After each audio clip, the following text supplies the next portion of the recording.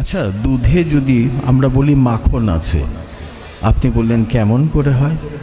তো দুধে মাখনটা দেখা যায় না বলে কি দুধে মাখন নেই?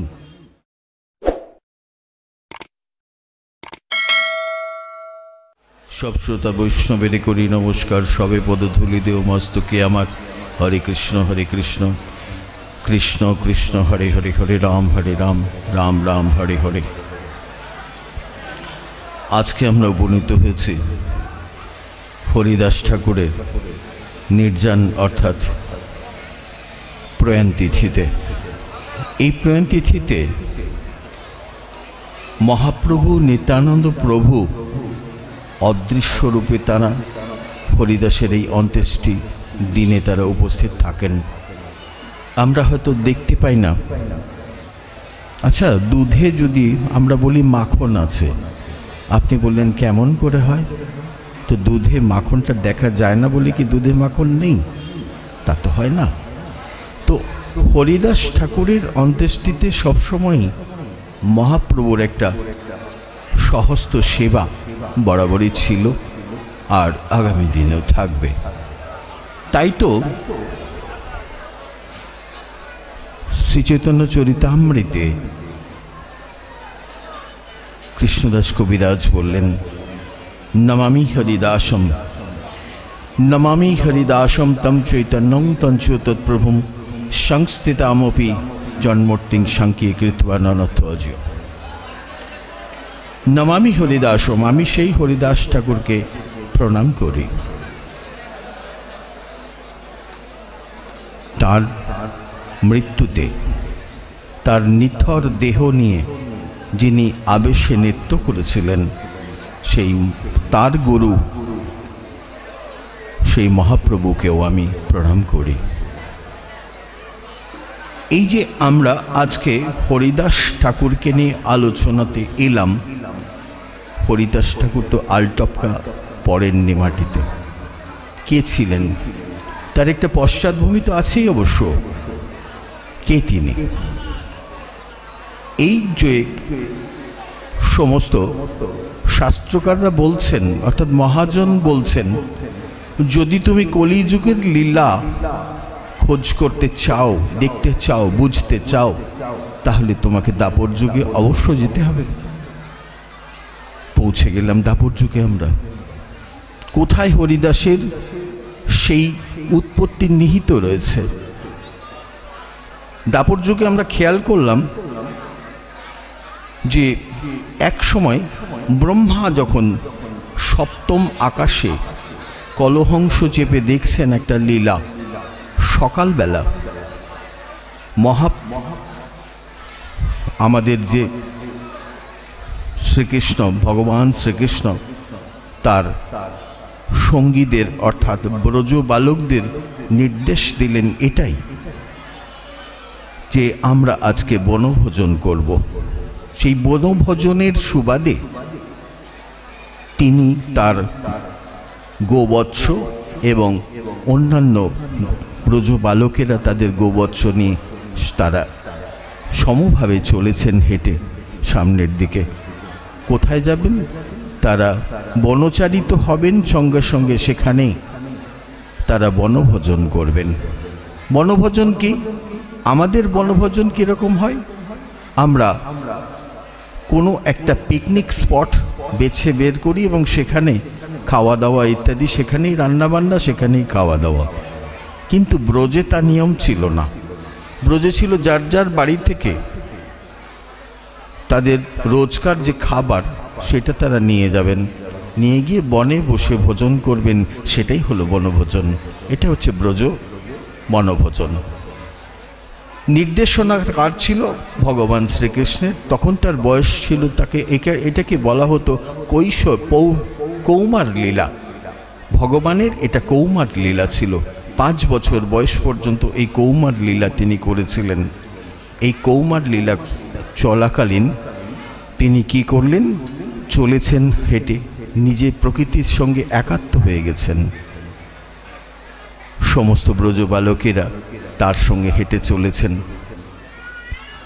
কেউ কেউ গাছে উঠে বানরের লেজ ধরে টানছে, কেউ বা জলের মধ্যে হাঁসের চলাকে অনুকরণ করছেন, কেউ বা উড়ন্ত পাখির সঙ্গে ছুটে চলেছেন। এরকম নানা রকম করতে করতে তারা আবার কৃষ্ণকে স্পর্শ করে বলছেন, আমি আগে কৃষ্ণকে স্পর্শ করেছি।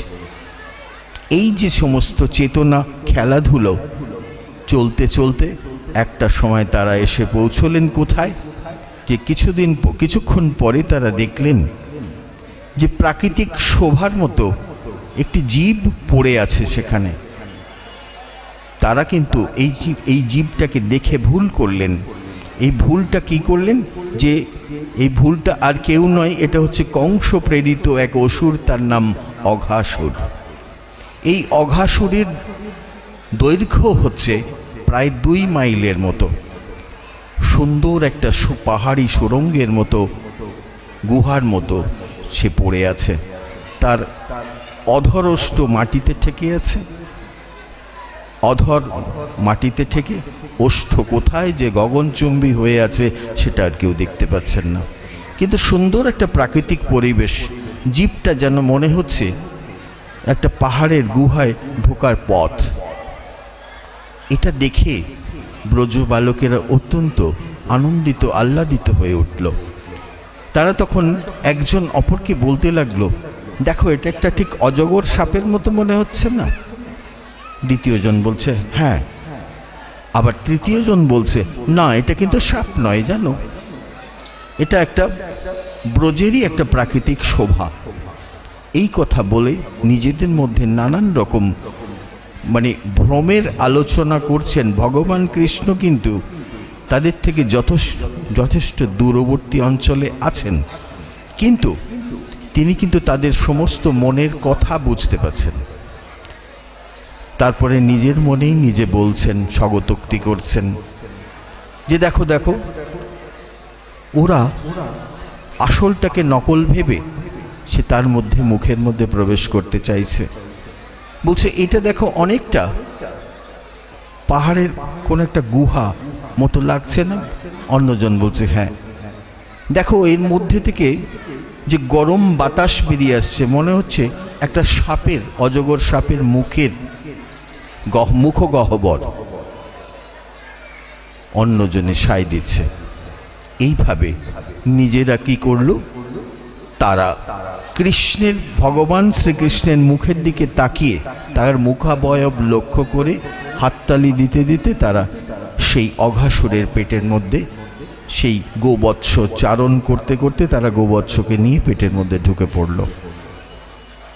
অঘাসুর কিন্তু মুখ বন্ধ করল না, অপেক্ষা করছে কার জন্য? তার প্রথমেই এই লীলা দেখে গা জ্বলছিল। সে তখন চিন্তা করল কৃষ্ণ সহ এই ব্রজবালকদের সে হত্যা করবে। যেই ভাবা সেই কাজ। তখন সে চিন্তা করল যে যতক্ষণ পর্যন্ত কৃষ্ণ তার মুখের মধ্যে না ঢুকছে ততক্ষণ সে মুখাব্যাদান করে থাকবে, অর্থাৎ হা করে থাকবে। কৃষ্ণ দেখলেন যে এই ব্রজ বালকদের বা ব্রজবাসীদের রক্ষাকর্তা একমাত্র তিনি। রক্ষা করতে হলে তাকেই করতে হবে। তখন তিনি কে করলেন, সেই ব্রজবালকদের পশ্চাৎ পশ্চাৎ তিনিও সেই অঘাসুরের পেটের মধ্যে প্রবেশ করলেন। প্রবেশ করার সাথে সাথে অঘাসুর মুখ বন্ধ করল। সঙ্গে সঙ্গে দেবতারা হায় হায় করে চিৎকার করে উঠলেন, এ কি হলো? ভগবান তো এখানেই তার জীবনের ইতি টেনে দিলেন। কিন্তু না, ভগবান তার শক্তির সঙ্গে পেরে ওঠা অঘাসুরের পক্ষে সম্ভব কোনো মতেই ছিল না। ভগবান কি করলেন, আস্তে আস্তে নিজের দেহটাকে তার এই কণ্ঠের মধ্যে প্রবেশ করিয়ে একটু একটু করে বাড়াতে শুরু করলেন। এরপর অঘাসুরের শ্বাসরোধ হয়ে গেল। অঘাসুর তখন মাথাটা ডাইনে বাঁয়ে করতে করতে এক সময় শ্বাস রোধিত হয়ে প্রাণ ত্যাগ করল। আর তার যে প্রাণবায়ুটা মধ্য মানে মাথার মধ্যাংশ ভেদ করে একটা অত্যুজ্জ্বল আলো আকাশে ভেসে থাকলো। ভগবান কি করলেন? এবার অঘাসুরের পেট থেকে ধীরে ধীরে বেরিয়ে আসলেন তার সমস্ত ব্রজবাসী ছেলেদের সঙ্গে নিয়ে, সঙ্গে তাদের গোধনগুলোও ছিল। এক সময় কিন্তু অঘাসুরের পেটের মধ্যে ঢুকে তারা গোধন সহ তারা প্রাণত্যাগ করেছিল, কিন্তু ভগবান তার সর্বজ্ঞতা শক্তি দিয়ে সেই ব্রজবালকদের পুনরুদ্ধার করলেন এবং পুনর্জীবিত করলেন। এই দৃশ্য দেখলেন ব্রহ্মা সপ্তম আকাশে, সমস্তটাই অবলোকন করছেন। এতক্ষণ বসে বসে কলহংস চেপে বসে আছেন, এই দৃশ্য দেখছেন। তিনি দেখলেন একটি 5 বছরের ছেলে তার কৌমার লীলায় এ কেমন করে এতটা সম্ভব করলো। এটা দেখার পরে তার মনে কৌতূহল জাগলো, আরও লীলা কিছু আছে। তাহলে ইনি যখন ভগবান, তাহলে আরও কি লীলা থাকতে পারে, সেই লীলাগুলো আমার দেখা দরকার।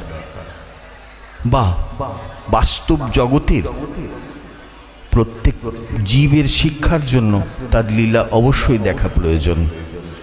তখন তিনি কি করলেন? তার লীলা প্রার্থনা করলেন। এখানেই ভুল করে বসলেন ব্রহ্মা। ব্রহ্মা ভুল করে বসার পরেই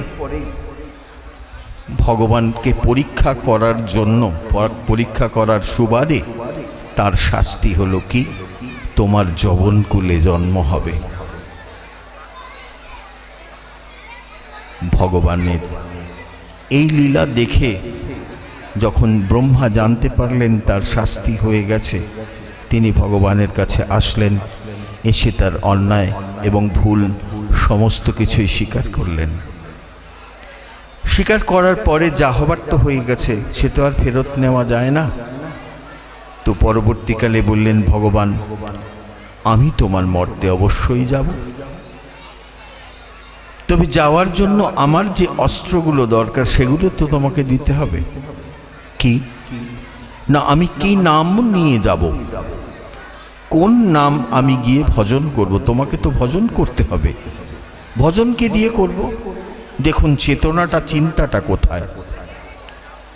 কি চেতনা? আমরা হলে কি করতাম? আমাকে ভগবান এত বড় শাস্তি দিল, ভগবানকে ডাকবই না। যে কোনো জন্মেই থাকি ভগবানকে ডাকবো কেন? কারণ তিনি আমাকে শাস্তি প্রদান করেছেন।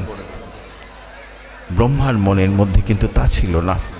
তিনি বললেন, প্রভু যেখানেই জন্মগ্রহণ করি, যে কুলেই জন্মগ্রহণ করি, আমি আপনার ভজন করব। সেটা কি নামে? ভগবানের কাছে নাম নিয়ে তিনি এলেন।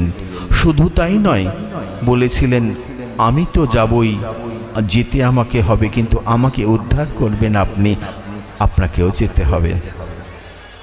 তাই দেরিতে হলেও 36 বছর পরে ভগবান যখন হরিদাস ঠাকুর জন্মগ্রহণ করলেন 1449 খ্রিস্টাব্দে, সেই সঙ্গে সঙ্গে তার 36 বছর পরে মহাপ্রভুকেও আসতে হয়েছিল। মহাপ্রভু তার সমস্ত লীলাগুলি একে একে সাজিয়ে নিয়ে তবে কিন্তু মর্তভূমিতে এসেছিলেন। কেন? হরিদাসকে কথা দিয়েছেন যে তাকে তিনি উদ্ধার করে নিয়ে যাবেন। সে কারণে হরিদাস এলেন তার 36 বছর পরে, মহাপ্রভু এলেন। একদিন মহাপ্রভু কীর্তন করছেন রাস্তায়, নাম করছেন, নাম করতে করতে চলেছেন। দেখা হলো রাস্তায় শ্রীবাসের সঙ্গে। শ্রীবাসকে বললেন, দু চোখ ভরা জল, বললেন আমাকে একটু নাম করার জায়গা দেবে গো। শ্রীবাস বললেন, তুমি তো এই ত্রিলোকের অধীশ্বর, তোমার আবার জায়গার প্রয়োজন কিসের? তুমি আমার কাছে জায়গা চাইছো? আমি তো তোমার সেবক রূপে তোমার থেকে 40 বছর আগে এ পৃথিবীতে অবস্থান করেছি তোমার আদেশে। তো কিঙ্করের কাছে তুমি জায়গার খোঁজ করছো। মহাপ্রভু বললেন, না গো, আমি কিছু অদৃশ্যর হতে চাই না, আমি তোমাদের দুঃখ মোচন করতে চাই। তো এই দুঃখ মোচন করতে চলে আসলেন কার? হরিদাসের। হরিদাসের দুঃখ মোচন মানে সম্পূর্ণরূপে তাকে লালন পালন করা থেকে শুরু করে সমস্ত কিছুর মধ্যে তাকে রাখলেন। হরিদাস এলেন, প্রথমে তিনি এক মুসলমান কুলে জন্মগ্রহণ করেছিলেন। তার পিতার নাম ছিল কাজী খান উল্লাহ, তিনি কাজী পরিবারে জন্মগ্রহণ করেছিলেন।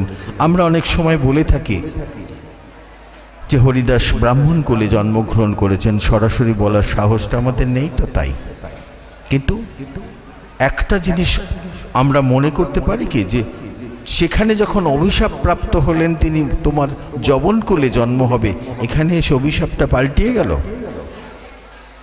যে তিনি ব্রাহ্মণ কুলে জন্মগ্রহণ করেছিলেন। সত্যটা অস্বীকার করতে কেন করি আমরা? যাই হোক, হরিদাস জন্মগ্রহণ করলেন এক কাজী পরিবারে, সচ্ছল কাজী পরিবার। কিন্তু বিধি বাম এমন একটা সময় তার গেল যে তিনি একটা দুর্ঘটনায় তার মা এবং বাবা দুজনকে, পিতামাতা দুজনকে একসাথে হারান। কেন? অনাথ হওয়ার পালা যে তার আগে থেকে লেখানো। তিনি তো আগেই যে পার্থিব কষ্ট, দুঃখ, ক্লেশ এগুলো পাবেন সেটা তো আগে থেকে লিখে আসা। তো ভগবানের কাছে যখন লিখিয়ে এসেছেন তো পাবেন না সেটা। তাই হরিদাস কি করলেন, তখন যখন হারেশ নাম ছিল সে সময়, হরিদাস তখন নাম হয়নি। কিন্তু ব্যবহারিক ক্ষেত্রে আমরা হরিদাস বারবার করে বলে ফেলি। কেন? যে তার নামটা পরবর্তীকালে অদ্বৈত প্রভু পাল্টে দিয়েছিলেন। যেমন বৈষ্ণব ক্ষেত্রে নামের আদ্যক্ষর দিয়ে আমাদের প্রত্যেকের নাম রাখেন আমাদের গুরুদেবরা। তো হরিদাস ঠাকুর যখন ধীরে ধীরে বড় হচ্ছেন, সেই সময় তার পিতামাতাকে হারিয়ে তার পাশের গ্রাম হাকিমপুর থেকে এক সদয় ভদ্রলোক তাকে নিতে আসেন। তিনি ছিলেন অপুত্রক, তাই তিনি তাকে পুত্ররূপে পালন করেছিলেন। কিন্তু হরিদাস ছোট থেকে যখন ধীরে ধীরে জ্ঞান সম্পন্ন হলেন, তখন তিনি আর গৃহে থাকতে চাইলেন না। তার শুধু হরিনাম এবং কৃষ্ণ নামে তার একটা রুচি ছিল, যে কারণে তিনি তার নিজের ধর্ম ভুলে গিয়ে হিন্দু ধর্মের প্রতি আকৃষ্ট হয়েছিলেন। পরবর্তীকালে যখন একটু একটু করে হরিদাস বড় হচ্ছেন, তখন যে গোধনগুলি তিনি চারণ করতেন, সেখানে চারণ করতে করতে তিনি কি করতেন, সন্ধ্যাকালে পর্যাপ্ত পরিমাণ খাবার দিয়ে তার পার্শ্ববর্তী এক গৃহে বসে তিনি ধর্ম আলোচনা শুনতেন। শুনতে শুনতে যখন তিনি ভক্তিতে আপ্লুত হতেন, তখন কৃষ্ণ ভক্তিতে তিনি মাতোয়ারা হয়ে উঠলেন। তখন তিনি দেখলেন এই মুসলমান সমাজে বসে তিনি এই ধর্মাচরণ করতে পারবেন না। ওখান থেকে তার আবাল্যের স্মৃতি বিজড়িত ক্যারাগাছি গ্রাম, যেটা আজ কলারোয়া থানার অন্তর্গত, সেখান থেকে তিনি বেরিয়ে পড়লেন। বেরিয়ে পড়ে হাঁটতে হাঁটতে চলে আসলেন, এখানে নয়, তার আগে কন্যাদাহ গ্রামে এসেছিলেন। সেখানে তিনি যখন আস্তানা তৈরি করলেন, কিন্তু সেখানে বর্গী ডাকাতের একটা আস্তানা পূর্ব থেকেই ছিল। তারা ভাবল সরকারি কোনো গোয়েন্দা হবে, অতএব বারবার তার পরিচয় জানতে চাইলেন। এতে বিরক্ত হয়ে হরিদাস সেখান থেকে পলায়ন পর হলেন, অর্থাৎ চলে আসলেন। চলে এসে খুঁজছেন তার প্রার্থনা ভূমি। এখানে এসে দেখলেন চতুর্দিকে বনানীতে ঘেরা ছোট্ট একটা মন্দির এখানে তখনও প্রতিষ্ঠিত ছিল। একটা সুন্দর একটা, যাকে আমরা ইংরেজিতে বলি কোইন্সিডেন্স, একটা কোইন্সিডেন্স অর্থাৎ সহাবস্থান, একটা সহাবস্থান ছিল এখানে, যে হরিদাস ঠাকুরের জন্ম হয়েছিল অর্থাৎ আবির্ভাব হয়েছিল 1449 খ্রিস্টাব্দের নভেম্বর মাসে, 24শে নভেম্বর সম্ভবত। আর এখানে যে মন্দিরটা প্রতিষ্ঠা হয়েছিল এটা 1450 খ্রিস্টাব্দের এপ্রিল মাসে। মাত্র কয়েক মাসের ব্যবধান হওয়ার জন্য এই যে কোইন্সিডেন্স বা সহাবস্থানটা সে সময় সেখানে প্রকট হয়েছিল বলেই হয়তো হরিদাস ঠাকুর এখানে এসে তার লীলাক্ষেত্র তৈরি করেছিলেন। এখানে তিনি ধীরে ধীরে কি করলেন, একটা তুলসী মঞ্চ তৈরি করলেন এবং এই তুলসী মঞ্চর সামনে বসে তিনি ভজন করতেন। ভজন করার সময় তিনি দেখলেন সেখানে অনেক গাছগাছালি ছিল, সেগুলো তিনি পরিষ্কার করলেন। এখনকার যেটা মাধবীলতা গাছ সেটাকে তিনি কিন্তু পরিষ্কার করেননি। আমরা একটা ইংরেজি বই পড়েছিলাম, তাতে পেয়েছিলাম the Madhabilata plant was স্ট্র্যাগলড over, তাই ছড়িয়ে ছিটিয়ে ছিল গাছটা। আরেকটা বাংলায় ভ্রমণ নামে একটা গ্রন্থ পড়েছি, তাতে পেলাম যে হ্যাঁ ওই মাধবীলতা গাছটা ওখানেই ছিল, কিন্তু হরিদাস ঠাকুর সব ছেটে দিলেন, ওটা ছাঁটলেন না কেন? বলছেন না, ওটা হচ্ছে তার লীলা সঙ্গী, এটা তিনি জানতেন।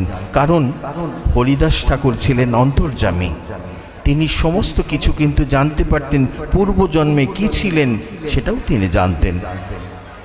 তাই তিনি কি করলেন, সেই মাধবীলতা গাছটাকে তিনি যখন লতা পাতার আকারে ছিল তখন তিনি গাছটাকে রেখে দিয়েছিলেন, তার লীলা সঙ্গী হবেন জেনে।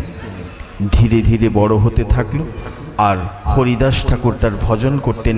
এখানে বসে তিনি শপথ নিলেন যে প্রতিদিন 3 লক্ষ নাম করবেন। 3 লক্ষ নাম করার পরে তিনি 3টি গৃহে মাধুকরী করবেন এবং সেই মাধুকরীর সংগৃহীত যা দ্রব্য সামগ্রী পাবেন তা দিয়ে তিনি তা পুণ্যবৃদ্ধি করবেন। যেদিন তিনি 3 লক্ষ নাম করতে পারতেন না সেদিন কিন্তু গৃহ থেকে বেরোতেন না। গৃহে রাখা তুলসী এবং জল দিয়ে সেদিনকার মতো পুণ্যবৃদ্ধি করতেন। এভাবে চলতে শুরু করলো। একদিন স্থানীয় লোকজন জানতে পারল যে এখানে একজন ভক্ত আসেন। সেখানে সবাই প্রতিদিন ভিড় করতেন হরিদাসের সুললিত কণ্ঠের কীর্তন শোনার জন্য। কিন্তু সেটা হিন্দু সমাজের কাছে একটা আঘাতের চিহ্ন খুঁজে পেলেন তৎকালীন উচ্চ বংশীয় ব্রাহ্মণেরা। তারা তখন কি করলেন, হরিদাসকে এখান থেকে সরিয়ে দেওয়ার জন্য স্থানীয় জমিদার রামচন্দ্র খানের দ্বারস্থ হলেন। রামচন্দ্র খান তাদের সেই আশ্রমে আগুন লাগানোর সমস্ত উপকরণ দিয়ে দিলেন এবং সঙ্গে সঙ্গে চক্রান্তকারীদেরও দিয়ে দিলেন। কিন্তু ব্যর্থ হলো সেই চক্রান্তকারীরা, কিছুতেই তার আগুন লাগাতে পারল না। হরিদাস অন্তর্যামী, হরিদাস জানতে পেরেছেন, জানতে পেরে বলছেন, হে বিষ্ণু ভগবান, হে কৃষ্ণ, তুমি আমার জীবনের কেন, আমার সমস্ত কিছুর অধিকারী, প্রত্যেকটা রোমকূপের অধিকারী তুমি। যদি আমি মারা যাই তাহলে তোমার দেহ পড়বে, আমার কি ক্ষতি? যদি গৃহ হারা হই তাহলে সেটা তোমারই দেওয়া। সব কিছুই যখন তোমার কাছে বন্ধ কি করা রয়েছে, তাহলে আমি শুধু শুধু চিন্তা করে মরি কেন? তুমি চিন্তা করো। তাই ভগবান কৃষ্ণ বোধহয় সমস্ত কথাটা আগে থেকে শুনতে পেয়েছিলেন। তাই চক্রান্তকারীরা বেশি দূর আগাতে পারলেন না। তারা জ্বলন্ত মশাল এবং আগুন জ্বালাবার সমস্ত উপকরণগুলো নিয়ে যখন এগোচ্ছেন, তখন হঠাৎ কোথার থেকে ঝোড়ো হাওয়া বইতে শুরু করলো এবং পরে নামলো মুষলধারে বৃষ্টি। সেটা কিন্তু বৃষ্টির সময় ছিল না। সেখানে তারা শুধু এখানে শেষ নয়, সমস্ত গাছের ডালপালা ভাঙলো।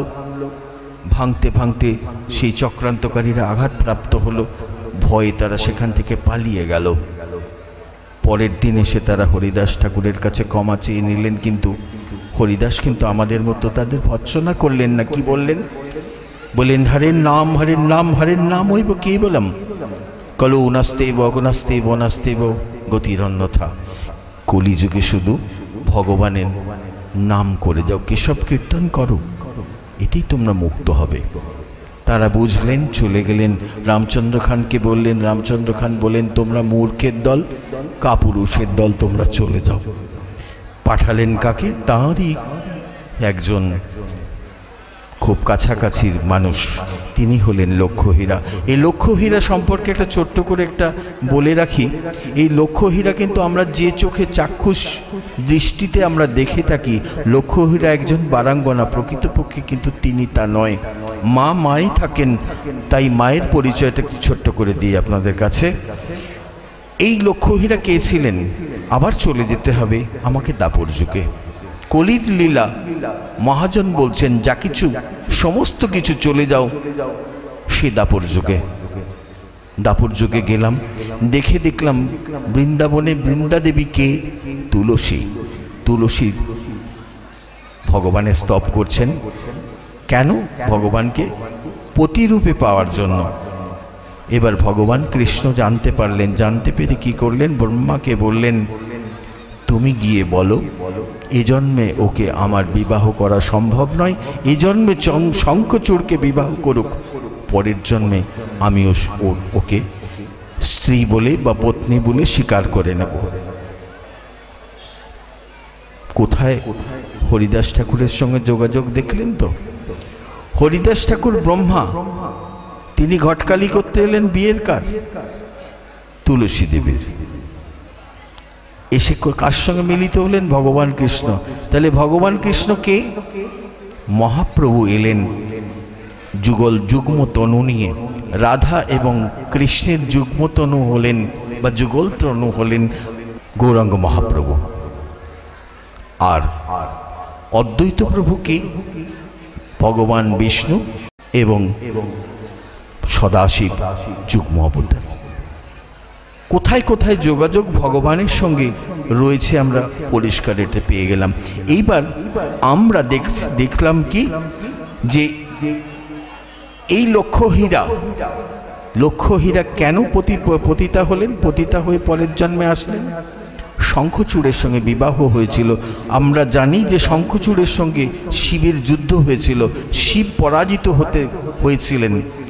সে সময় শিব এসে ভগবান কৃষ্ণকে বললেন আমি শঙ্খচূড়ের কাছে পরাজিত, ওর পরাক্রমের সঙ্গে আমি পেরে উঠছি না।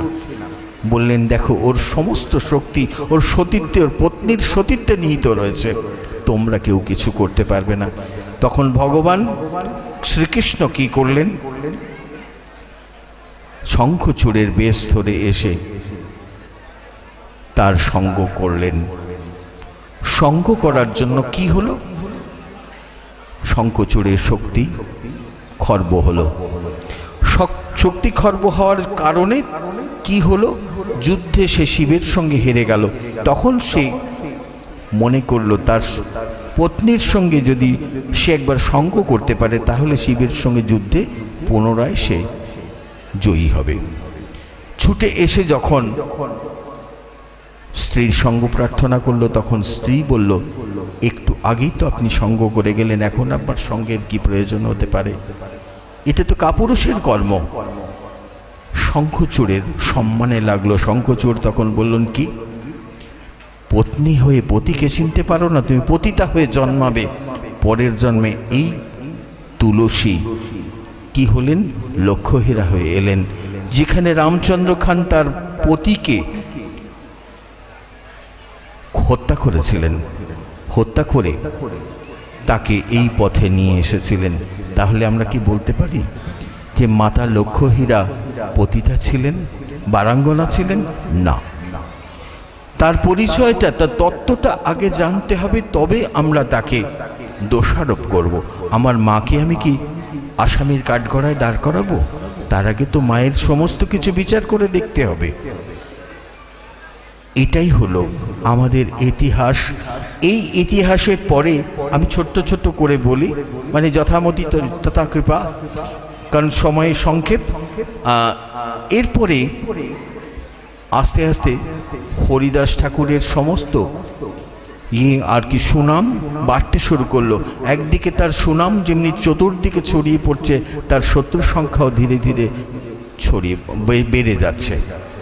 এই বাড়ার কারণে হরিদাস ঠাকুর খুব সাংঘাতিক অবস্থার মধ্যে পড়লেন। এরপরে যখন লক্ষ্মীহীরা দেবী তার কাছে পরাজিত হলেন, এই সময় হরিদাস ঠাকুর লক্ষ্মীহীরার কাছে সমস্ত কিছু সঁপে দিয়ে তিনি এখান থেকে চলে গেলেন হরিদাসপুরের এই আশ্রম, যেটা ইস্কন পরিচালিত, এখানে এক রাত্রি তিনি অতিবাহিত করেছিলেন।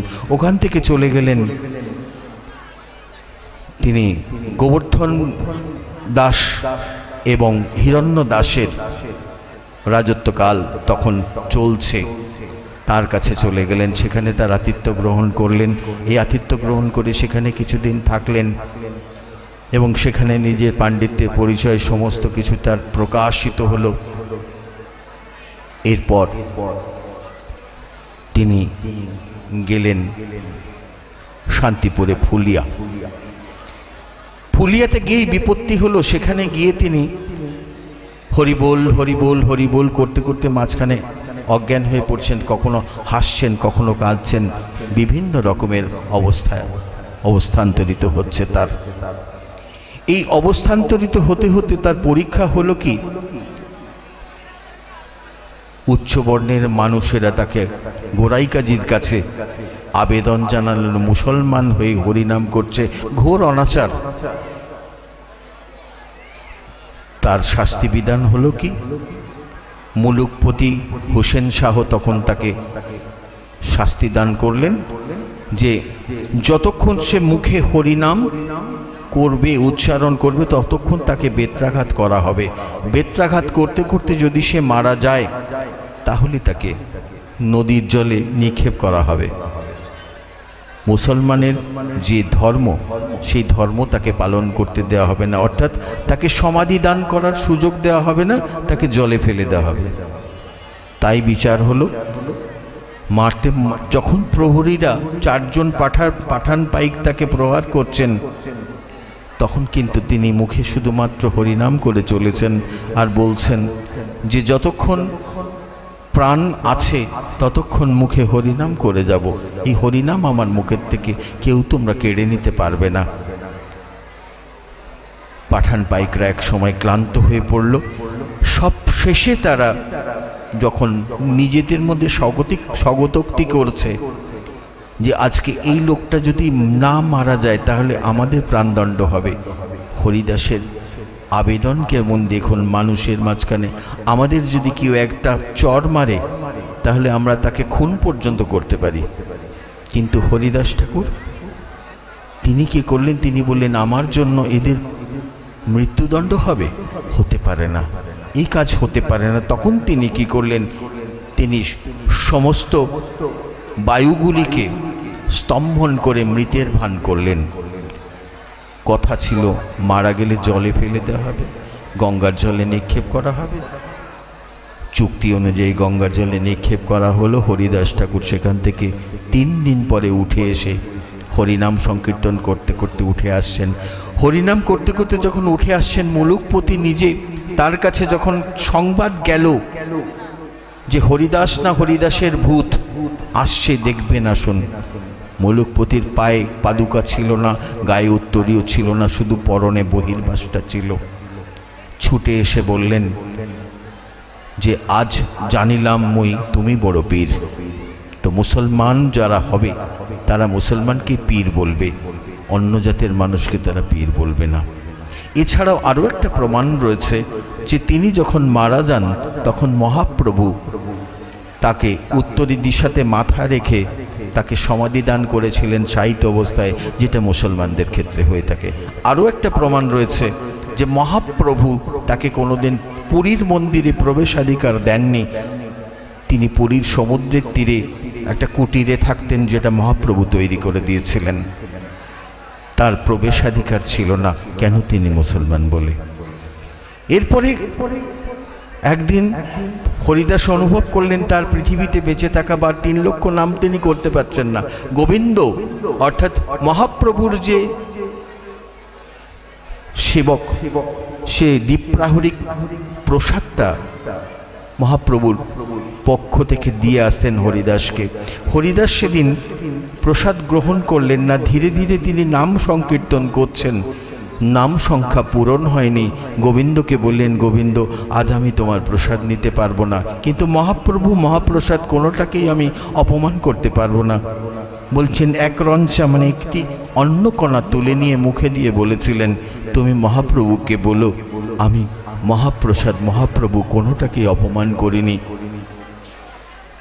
এই কথা গোবিন্দ গিয়ে যখন বললেন মহাপ্রভুকে, মহাপ্রভু বিকালে আসতেন প্রত্যেক দিন সূর্যাস্তের আগে, তার সঙ্গে ধর্মালোচনা করতেন। যাই হোক, তখন মহাপ্রভু বললেন, তুমি নামের আচার্য হয়ে নামের জন্য এত কাতরতা কেন করো? হরিদাস বুঝলেন 3 লক্ষ নাম যে মুখ করতে পারে না তার আর বেঁচে থাকার কোনো অধিকার নেই। তিনি তখন ইচ্ছা মৃত্যু কথা বললেন। মহাপ্রভু অনেক পরে মেনে নিয়েছিলেন তার এই মৃত্যুর কথা। 81 বছর বয়সে যখন তিনি নুজ হয়ে পড়েছেন, আর কিছু করার ক্ষমতা নেই, তখন তিনি মৃত্যু কামনা করলেন এবং মহাপ্রভুর সামনেই মহাপ্রভুকে বললেন, ওই পদ্মপলাশ লোচনের দিকে তাকিয়ে থাকতে থাকতে আর শ্রীকৃষ্ণ চৈতন্য প্রভু নিত্যানন্দ এই নাম করতে করতে আমি আপনার কোলে দেহত্যাগ করব। দেহত্যাগ করলেন। দেহত্যাগ করে তিনি মহাপ্রভু তাকে কোলে তুলে নিয়ে তাকে আবেশে নৃত্য করেছিলেন। যে শ্লোকটা আমরা বললাম, নমামি হরিদাসম তম চৈতন্যং তঞ্চ তৎপ্রভুম সংস্থিতামপি জন্মর্তিং সংকে কৃত্বা ননত্তজ। এই অবস্থা থেকে তিনি মহাপ্রভুকে নিয়ে মহাপ্রভু হরিদাস ঠাকুরকে কোলে নিয়ে চলেছেন। চোখের জল ফেলছেন আর বলছেন, হরিদাস সেদিন তোমার দিন ছিল, সেদিন তুমি আমাকে ছুতে দাওনি, আজ আমার দিন, আজ আমি তোমাকে আদর করব, কোলে নেব, চুম্বন করব, তোমাকে আমি সমুদ্র স্নান পর্যন্ত করাবো। তিনি সমুদ্র স্নান করালেন এবং সেই বালিয়াড়ির বুকে বললেন, তোমার জন্য তো মাত্র 3.5 হাত জায়গা লাগবে। তিনি সেখানে তার হরিদাস ঠাকুরের দেহ সমাহিত করলেন। সারা বিশ্বের সমস্ত বৈষ্ণব কুল সেদিন ভেঙে পড়েছিলেন মহাপ্রভুর ডাকে। সেদিন তারা সংকীর্তন করতে করতে হরিদাস ঠাকুরকে বিদায় দিয়েছিলেন।